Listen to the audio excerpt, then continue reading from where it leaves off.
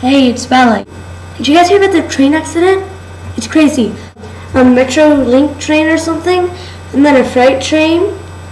They were going like on the same track, opposite directions, and they're all boom. It's down in Chatsworth, and I was like horseback riding, like a minute away from the scene. It was crazy. My trainer was like, "My God, did everybody hear that loud like boom?" We were like, yeah. And then next thing you know, you see all this black smoke and all this stuff, and we were like, what the heck? And we were all like cantering around, and while we were cantering, Melanie was like, my trainer, she was on the phone, and she just took the phone. She's like, hey guys, come in here for a second. And then we all came in, and she was like, it's like a Metro Link, and when I got home, I immediately turned the TV on. I think there's like 6 people dead and dozens and then dozens injured, and I had to stop riding because of how freaked out my horse became, because he was pretty freaked out because ambulances and fire trucks and like all that were just going down the street I ride on, and helicopters and news stations and police. It was just crazy. Trying to get more information on who might still be in that train or how many they estimate inside the train. They're very, very busy down there. The radio traffic among the rescuers is pretty limited and very short, as we're hearing on the scanners here up here in the News Chapter 2. But we'll stay on the head and bring you any latest information that we come up with. So that's the latest one overhead. I'm Tim Lenneborg, News Chapter 2. Back to you in the studio. Hey Tim, thanks so much for that information. And I don't know if you can actually confirm some of this for us or not. We've been telling people that at least 10 people were critically injured, and you mentioned that you know of 3 that have been transported. Could that be possibly 3 on top of the 10 that we know of, or has that number changed, or can you really clarify? Well, Pat, there's been more than that transported already. There's been one after another helicopters coming into Stony Park here, picking up the passengers. Now, what I meant by 3, there was 3 left in the trauma area. Those red blankets you see on the ground there. As you can see, there's one being wheeled to a rescue ambulance, and he'll be transported off by ground.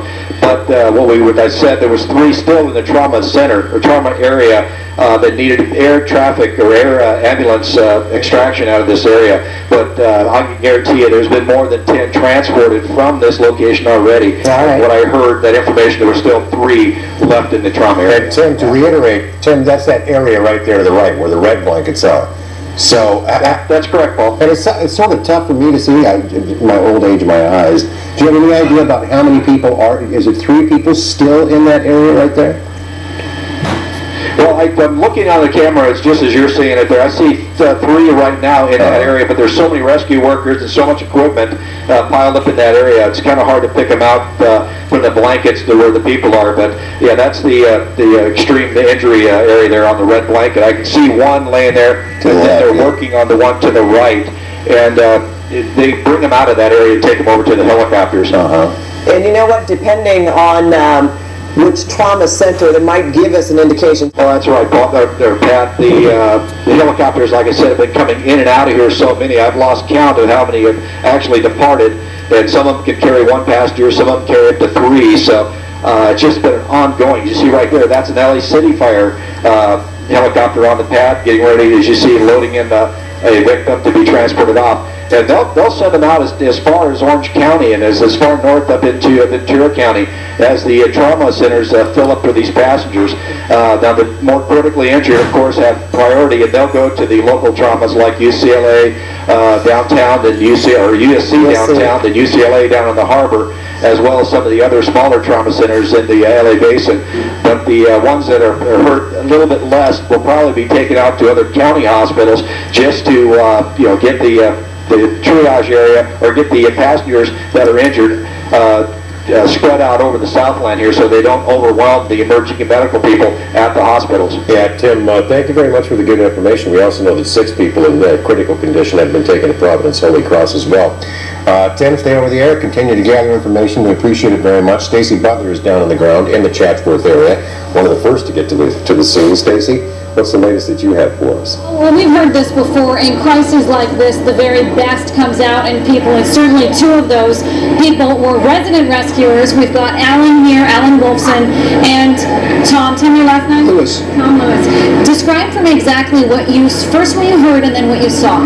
We heard a loud boom, and then we saw a column of smoke, and Tom and I took off running, and we were there within about 2 minutes, and by the time we got there, there must have been 20, 25 people laying on the ground, people walking out of the back of the car, and there were a lot of people in the cars just in pretty bad shape, and we got up there and started helping people. A lot of people in the train who themselves were injured were helping other people, and then a lot of people from the neighborhood came running, and you know, that's how it went down. Tom, what was your impression of the scene when you first saw it? When I first came up, it was unimaginable. It was such a horrific thing. Twisted metal. I couldn't even identify the engine. It was gone. The car laying down the ravine, and with the part of the side of the panel just peeled open like a sardine can, and then all of the people that were struggling to get out, and everybody in the neighborhood, Alan and I, trying to help everybody we possibly could. And what was it like? You showed up, you were pulling people not just out of the car, you said, but they had been ejected from the cars. No, I wouldn't say they'd been ejected. People had gotten out of the car on their own because there were various levels of trauma. But the people who were injured were even helping people. And what we were just trying to do is get people out of the train, just get them sitting on the ground. You didn't want them wandering around because in that area there's about a 6-7 foot fall off from the track, and the last thing somebody needs to do is fall down into the ravine. Now, we saw that video come in. You were standing here with us as we saw it from Randy Page. Very touching. I mean, it's really emotional when you see these people helping each other so injured. It was overwhelming because there were so many people who needed injuries. I think the biggest frustration is we had no medical supplies, no nothing, but all we were trying to do was basic first aid just to get them out and get them on the ground. And fortunately, the fire department was there really fast, and then all the assets started coming in. And I would say within about 10 minutes or so, you know, we were asked to leave the area because all the professionals had come in, and they were on it really fast. I got to say that. Tom, how did it strike you when you saw the scene and there was points where people were just comforting each other? It was like out of a movie scene where the devastation and the people trying to help other people and people in the neighborhood coming out to help and trying to get people down the ravine and comfort people. There was one man that we'd gotten out of the car and we laid him down right by the track because he was bleeding profusely on his leg and he was in shock, so we were trying to help him best we could. And then in the last car, at the back end of the train, there was a man who was unconscious laying down, and I said we should not move him. He needs to stay where he's at. And then everybody was screaming, "Where's the paramedics?" And they were trying to arrive, and they were even cutting through fences in the neighborhood to try and get into the track area. We certainly appreciate your efforts. I know a lot of people on that train did. Thank you for talking to us. Thank you. Thank you very much. Well, we heard it right here from 2 resident rescuers. We're calling them. They say what they did was not heroic. They just did what anyone would have done. Step in and just try to help in a crisis like this. All right, Stacy, thank you very much. We want to update you again on what you are looking at here. This situation almost gets worse by the minute. We're riding with a freight train at approximately 4:25 this afternoon. Would come by, and he said it was in that area because of the curve before it approaches a tunnel right there. He said the Metrolink trains in that area tend to go about 20 to 25 miles an hour. He said there was nothing out of the ordinary about this train as he watched it. He's looking at the train. He then hears this loud explosion as obviously the 2 trains impacted each other.